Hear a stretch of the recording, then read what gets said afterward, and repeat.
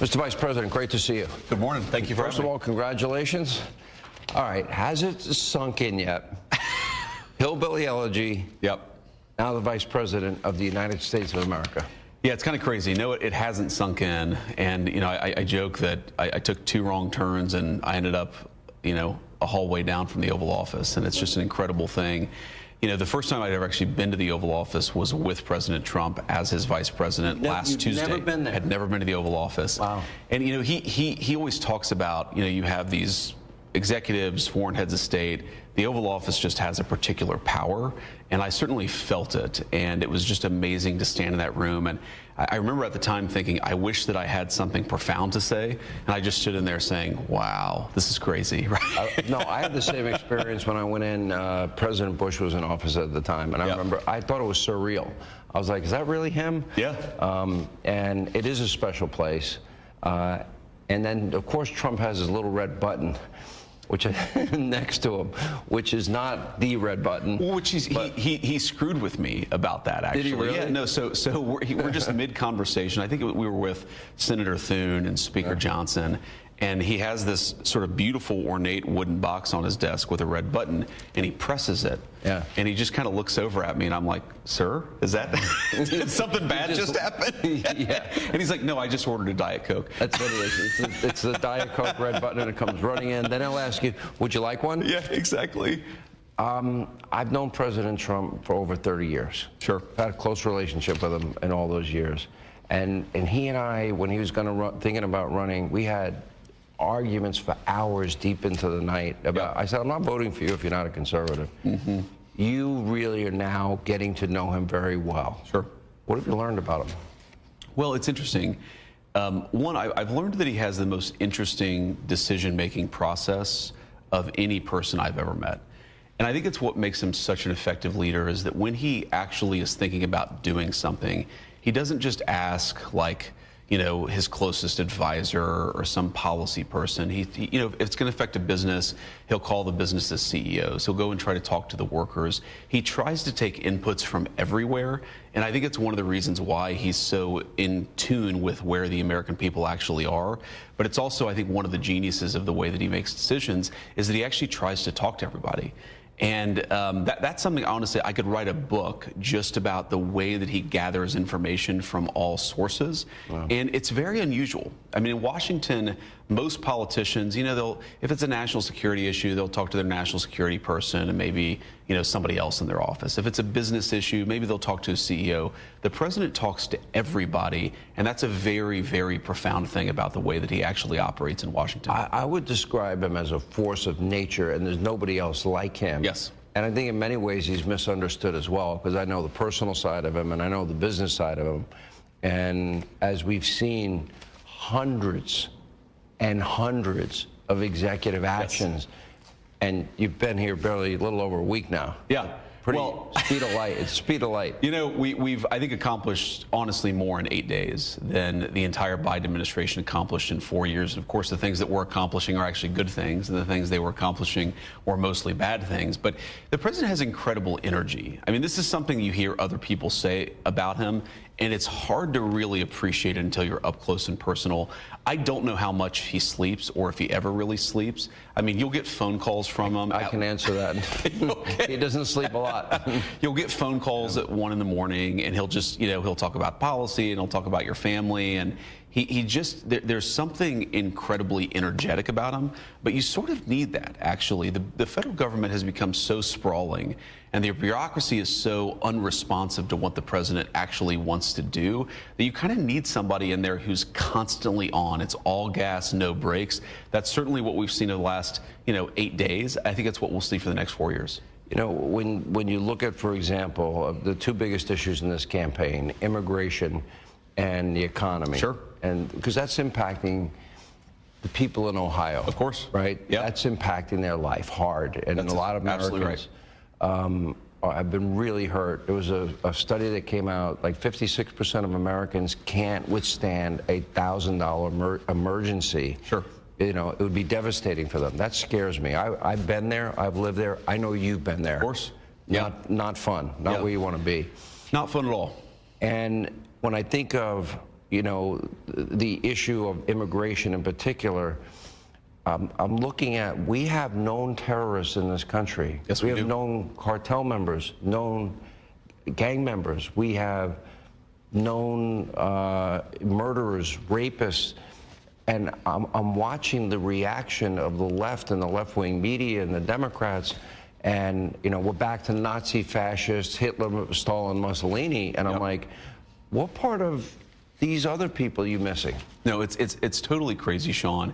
And if you look, you know, there was the guy who went viral a few days ago that we deported, 17 violent criminal convictions, and was actually saying... The guy from Haiti. The guy from Haiti. Yeah. He was saying, I hate Trump, I love Biden because Biden wanted me to stay in this country.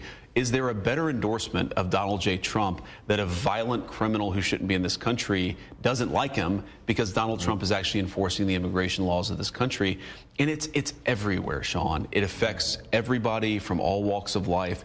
It's the drug epidemic. It's the crime. It's the fact that if you live along the southern border, you're affected by this cartel activity. I mean, we've seen, Sean, just in the last couple of days, multiple cartel members have fired at our own border patrol. And you ask yourself, why wasn't that happening a couple of years ago? Because they weren't empowered to do their job. The border has become so lawless that we're actually engaging in military-style engagements just to regain control of our southern border. And thank God we're actually doing it this time, because if we had another 4 years of Biden and the Democrats' wide open southern border, it would permanently and I think irreparably transform this country. So yeah, we're doing immigration enforcement in a big way. We're also doing things to lower the cost of energy, because of course if we can lower the cost of energy, we're going to make food and housing, groceries, everything else more affordable for American citizens. And that really is, you're exactly right.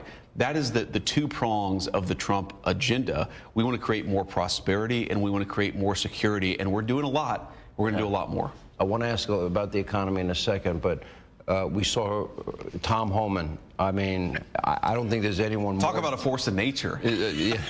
I've tried to make him smile. I've had no luck. If you pull that off, that would be a miracle. But I've known him a long time. I have a great admiration for him. Me too.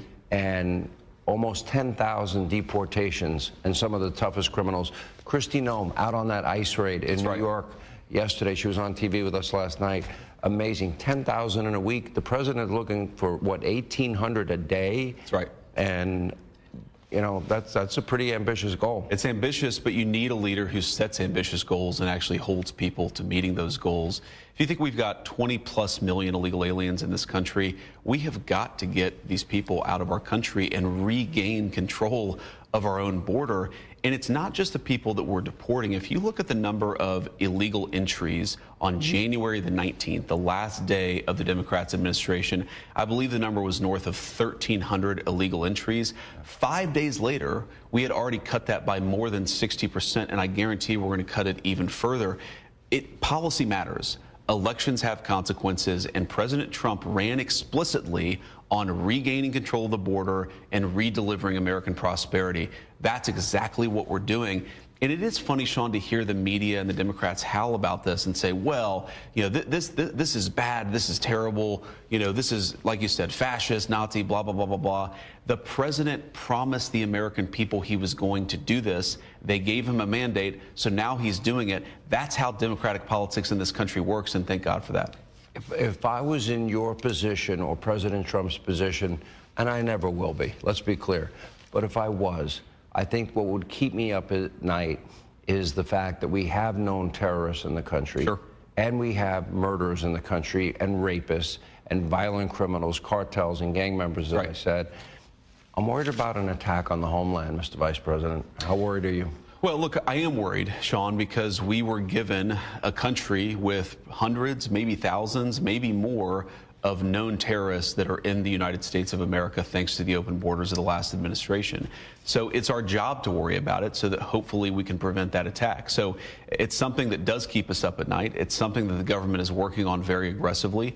We've got great intelligence services. We've got great border enforcement. We're trying to identify the bad guys and get them out of our country because, look, What you don't want to have happen, Sean, is let's say we take a foreign policy action that some foreign terrorist organization doesn't like. Well, now these guys, they're not in Syria or some foreign country. They're in our backyards. They're in our cities. We have to get them out to make the homeland safer, but also to empower the president to do the things that he needs to do when it comes to national security. So it does worry me, but we also have a government that's actually tackling this issue. It's getting better every single day. How do we find them?